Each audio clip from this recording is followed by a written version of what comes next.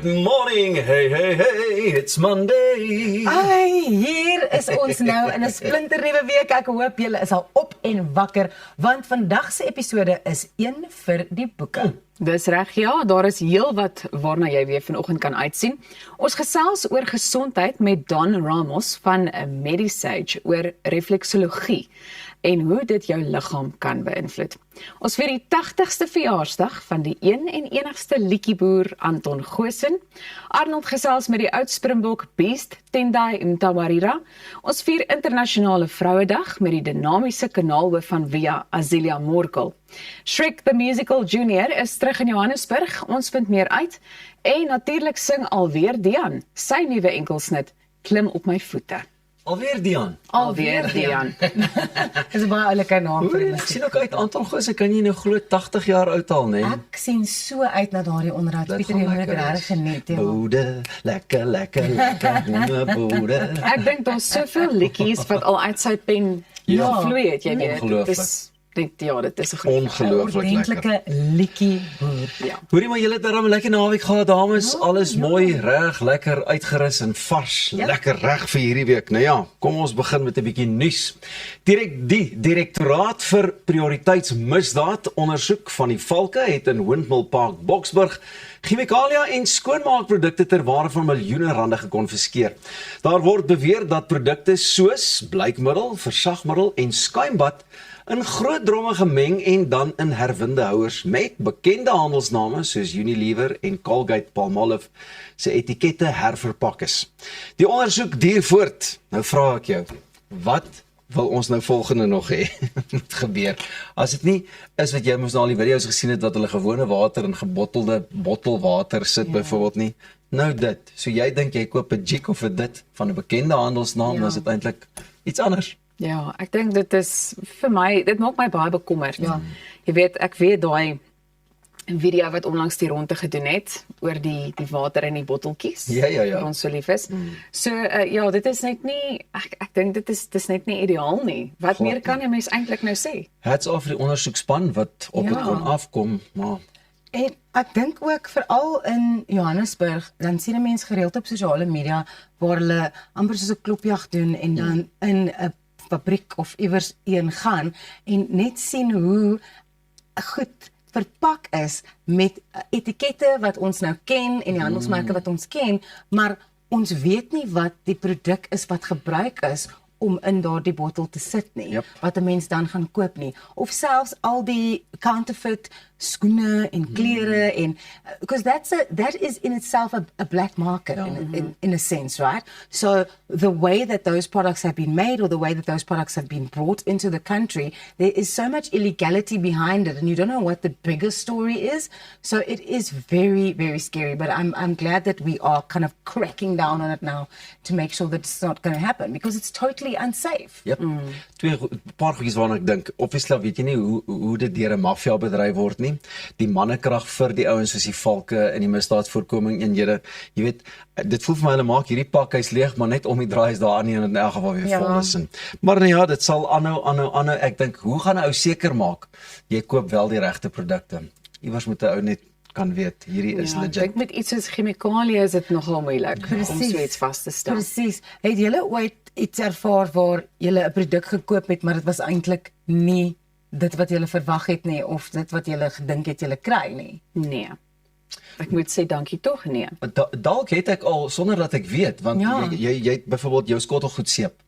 Het jy nie al gevoel jy moet nou skielik meer daarvan gebruik nie? Ja. En dan is dit tog nou onder die regte handelsnaam. Ek weet nie, ek staan nou maar net daaraan en dink, weet julle wat ek eintlik wil sê is? Ek dink jy was nie skottelgoed nie. Ek wou net sê, ek erken dit, ek was skottelgoed. Mevrou Koen laat weer die span, ek doen. Ek doen was skottelgoed soos die kinders sê. Aan die einde van die dag moet jy maar net na jou betroubare winkel toe gaan en weet, hierdie winkel verkoop die oorspronklike handelsmerk, ek hoef nie bekommerd te wees oor die bestanddele wat in hierdie produk is nie. Okay. Alles is ook maar net Sy room ook nie meer die handjies so sag maak, ja, moet jy weet. Ek wil nou aanbeweeg aan ons volgende storie toe. Ek het onlangs 'n artikel gelees oor natuurbewaring en die artikel bevraagteken Suid-Afrika se sogenaamde Wildlife Miracle, veral die suksesverhaal van die bontebok. Hoewel hulle getalle van 17 in die 1930s tot meer as 10.000 gegroei het, woon die meeste van hulle vandag buite hulle natuurlike habitat. Die skrywer voer aan dat dit wys hoe bewaring herdefinieer is, maar gefokus is op private eienskap en wins, liewer dit as op die herstel van ekosisteme. That's a very bold statement to make. Ja nee. Right? And I'm sure the research has been done to reinforce what this is. Maar hier gaan ek nou devil's advocate speel. As ons hulle kan bewaar, al is dit vir privaat eienaarskap en wins down the line, Ja. is that not better than losing the entire population of a specific species because there's just no more of them? Ek stem saam met jou. Dit is 'n Definitief. baie interessante punt, ja. Daar is iemand, ongeag na die feit of hulle nou wil 'n geldjie maak down the line, wat kop uitgesteek het en gesê ons sal alles effort ingooi vir die bewaring en die groei van die getalle Ja. in die populasie. En jy weet, hierdie is nou maar 'n al ewige geveg wat jy sal hê met die sogenaamde greenies en mense wat net vir my bietjie eensydig is, jy weet, en nie 'n ding deursigtig beloer en benader nie. Maar nou ja, ek dink nie dit het hier enigstens te doen met die jag en die dinge daarvan nie. Dit gaan hier oor die groei van die spesies. Ja. Maak nie saak of dit nou in 'n nuwe habitat is nie. Hy gaan vooruit. Exactly, and I think that that's got to be the crux that we keep coming back to, because those ones that are even in private holding or in private conservation spaces, they are still going to breed, and we are still one day going to be able to take our kids and they will be able to take their kids to go and see the bontebok because someone, a private investor, helped with the actual voortlewing of the species. Ek dink wanneer dit kom by iets soos natuurbewaring, solank dit net wel toegepas Ja, word, jy weet. ja. En ek dink dit geld vir die diere, maar as ook die plante selfs, jy Ja. weet. Ek dink mense vergeet dikwels daarvan ook. So solank natuurbewaring net toegepas word, is ek gelukkig. Ek is dalk een van daai sogenaamde greenies waarna Pieter verwys. Ek vra om verskoning, maar julle weet wat ek bedoel. Nee, ons weet.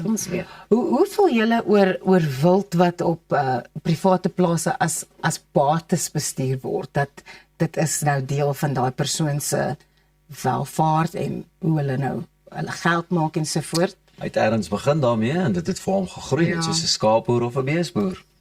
Ja, ek stem saam. Go for it. Groei dit.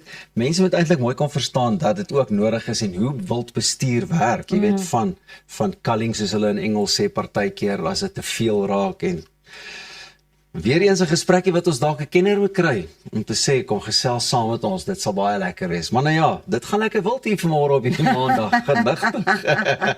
Julle gooi ons toe met 'n paar ernstige sake. Ja, baie erg. En Boes hier op Goeiemôre, good morning. Bly net waar jy is. Ons gesels net hierna verder.